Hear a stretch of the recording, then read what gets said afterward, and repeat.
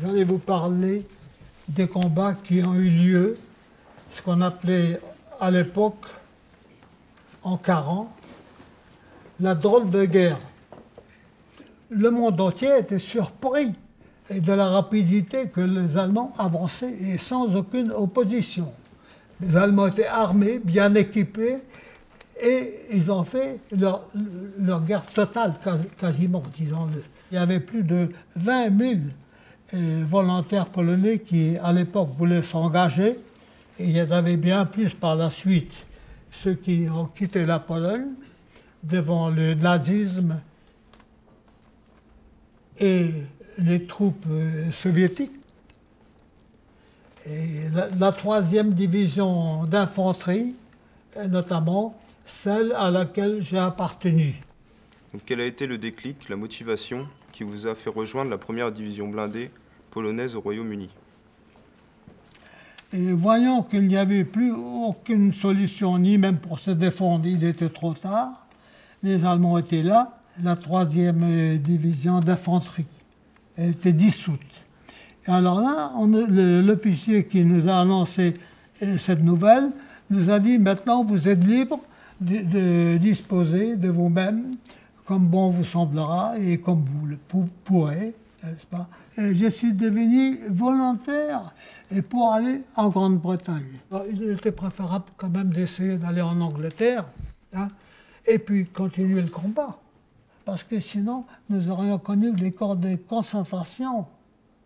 Alors là, pour nous, ça aurait été terrible, encore en tant que prisonniers de guerre. Et, par-dessus tout, polonais. Alors que là, on peut dire qu'on a perdu une bataille, mais nous n'avons pas perdu la guerre. Et là, Churchill avait envoyé 5 navires pour transporter les troupes polonaises en Grande-Bretagne. Le 20, à 1h de l'après-midi, nous prenons le bateau. Mais le lendemain, les Allemands étaient là. Alors, nous nous sommes tirés d'extrême justesse. Nous avons eu beaucoup de chance. Le navire a mis beaucoup plus de temps qu'il ne fallait, parce que c'était pareil, c'était la guerre des mines et des torpilles allemandes, bien sûr. Et pour les éviter, le bateau, il devait zigzaguer continuellement. Alors, évidemment, ça a rallongé la route, et nous ne sommes arrivés à Plymouth que le lendemain matin à 10 heures. Alors, ils nous ont gardé un jour à Plymouth, et le lendemain, nous avons pris la route vers l'Écosse. Alors là, nous avons passé 4 années entières en Écosse. Il ne fallait pas 4 années pour nous entraîner, beaucoup moins. Mais ce qu'il fallait, c'est qu'il fallait faire le débarquement. Et pour faire le débarquement, il fallait d'abord mettre la machine de guerre en marche. Tout le monde avait son occupation et tout le monde travaillait pour la guerre. Tous les jeunes. Il n'y avait pas de chômage à l'époque. Et nous, eh bien, on attendait le moment venu, l'heure H. Alors, il y a eu les premiers qui ont débarqué les troupes de choc, je dirais, le 6 juin. Nous sommes arrivés, nous, un peu plus tard, quelques semaines plus tard, les Polonais, d'ailleurs comme la 4e division blindée canadienne, puisque nous avons combattu ensemble. Et les Polonais se trouvaient incorporés au 2e corps d'armée canadienne, et même dans mon char, il s'est avéré qu'il y avait 3 Polonais et 2 Canadiens ensemble. Ça faisait l'équipage. Quelle était votre mission lors de la bataille de Normandie? On est dans notre char et puis on nous dit en avant, au combat. On nous jetait dans le combat. Voilà. Et le combat, vous savez, quand il y a l'ennemi qui est bien protégé, qui attend le moment opportun pour vous tirer dessus, eh bien, nous, on ne pouvait guère faire autrement que de subir. Voilà, c'était le premier jour, le plus difficile. parce que nous n'étions pas des soldats, nous étions des soldats, mais pas des soldats aguerris. Alors que les Allemands avaient déjà combattu durant 2 mois, durant le premier jour. Hein. Alors les Allemands étaient des soldats aguerris. Avec ça, ils avaient des armes beaucoup plus puissantes que les nôtres. Mais c'est quand même nous qui avons grignoté du terrain chaque jour, à l'avance. Alors, voyez-vous, c'est comme au foot. Il ne s'agit pas de bien jouer, il s'agit de marquer des buts. Et c'est ce qui nous est arrivé. Tous les jours, on gagnait du terrain. On a eu des combats de main nue, à main nue, à la baïonnette, au couteau, au poignard, avec le casque, tout ce qu'on voudra pour combattre. Il fallait se battre. Il fallait se battre. On ne pouvait pas rester inactif parce que quand vous êtes attaqué, vous devez tout à moins vous défendre. C'est la moindre des choses. Et à la sortie de Caen, nous avons pris la route de Caen-Falaise, qui nous indiquait notre direction. Les combats étaient très difficiles et par moments on n'avançait pas beaucoup, on avançait quand même. Ce n'était pas le débâcle chez eux, il n'y avait pas de débâcle. Parce que même dans leur retraite, ils combattaient. Et c'était des guerriers. Mais les Polonais n'étaient pas des manchots non plus. Et les Polonais, ils combattaient pour un idéal.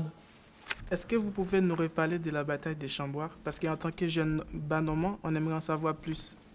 Il y avait un groupe qui combattait à Chambois et l'autre là-haut sur le promontoire de Couder-Montormel. Les Polonais qui ont combattu à Chambois ont fait la jonction avec les Américains, alors que notre groupe se trouvait tout à fait isolé. Ça veut dire que nous étions sans aucun ravitaillement. Ni nourriture, ni munitions, ni enfin tout ce qu'il fallait pour combattre. Ni médicaments, ni rien. Et nous avons tenu comme ça durant 3 jours. Nous avons souffert énormément. Non seulement que nous avions faim, mais nous avions aussi soif et nous n'avions pas une goutte d'eau. Allez donc faire la guerre quand vous avez un fusil et vous n'avez pas de balle à mettre dedans. C'est pas facile. Et pourtant, nous avons tenu 4 jours comme ça. Les Allemands, malgré qu'ils ont essayé à plusieurs reprises, jamais ils ne sont arrivés là-haut sur le promontoire. Jamais. Le plus fort des combats, c'était le vin. Toute la décision a été faite le vin. Et nos chars ont pris position sur le plateau de Couder. Il y a eu une terrible explosion. Et c'était le char à ma gauche. Aussitôt, une deuxième explosion. C'était à ma droite. Oh là, j'ai compris. Et là, j'ai eu peur. Parce que dit à tous les coups, c'est mon tour. Comme j'étais au milieu, il aurait pu suivre, prendre le premier et puis moi le deuxième. Non, il a pris le premier et puis il a pris le troisième. Oh là, j'ai dit, là, c'est fini. Je vis mes derniers instants de ma vie. Alors, j'enclenche automatiquement, sans ordre ni rien, la marche arrière. Je n'ai pensé à rien, j'attendais le coup fatal. Ah, c'était certain. Et le coup fatal ne venait pas. Alors, par mètre, en grignotant, je reculais, et puis à un moment, l'espoir prend la place de la peur. Alors j'ai reculé comme ça jusqu'à l'oreille du bois. Je me suis arrêté là, je dis bon, ben, le plus dur est passé. Qu'est-ce que je me suis dit? Mais c'est pas vrai. Ce n'était pas fini. Les Allemands attaquaient. L'infanterie attaquait. Là, c'est autre chose. Et il y avait le fameux Werner, le capitaine, qui venait, lui, du front russe. Les Allemands voulaient absolument faire une brèche pour sortir, parce que les Allemands ne pouvaient pas sortir, nous étions là. Les Polonais les ont empêchés.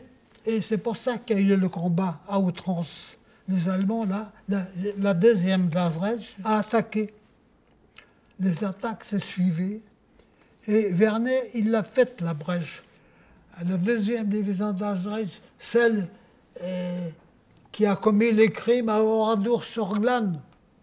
c'est cette division-là que nous avions face à nous. Des sanguinaires. Des sanguinaires. Ils aimaient se battre jusqu'au bout. Ils étaient jeunes, imprégnés de la politique hitlérienne, de leur plus jeune âge. Évidemment, ça a fait des bons soldats, mais le résultat est là. Ils ont perdu la guerre. 10 000 soldats allemands qui sont tombés au bas du promontoire de Couder-Montormel. Une fois que les chefs s'en vont, la guerre est terminée, n'est-ce pas? Et qu'avez-vous fait après la bataille au Chambois? Eh bien, nous avons eu 4-5 jours de repos. Et après, eh bien, il fallait poursuivre, aller à la chasse à l'ennemi. Mais l'ennemi était déjà loin.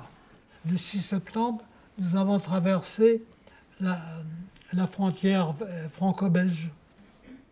Alors là, nous avons fait toute la Belgique, en combattant, bien sûr. Et ensuite, il y a eu la Hollande. Et ensuite, il y a eu l'Allemagne. Donc, le combat ne s'est pas terminé. Il s'est terminé ici pour la Normandie. Mais il nous en a resté beaucoup à faire encore. Hein. Et donc, suite à votre histoire, quel message souhaitez-vous adresser aux jeunes générations? De ne pas oublier et de tout faire afin que cette guerre ne se reproduise pas à nouveau. Je suis le dernier des vétérans de la première division blindée polonaise. Les honneurs, ça ne me concerne pas. Je préfère parler avec vous, vous voyez, pour maintenir le passé, la mémoire. C'est très important. Alors, voilà, il faut y réfléchir à ça.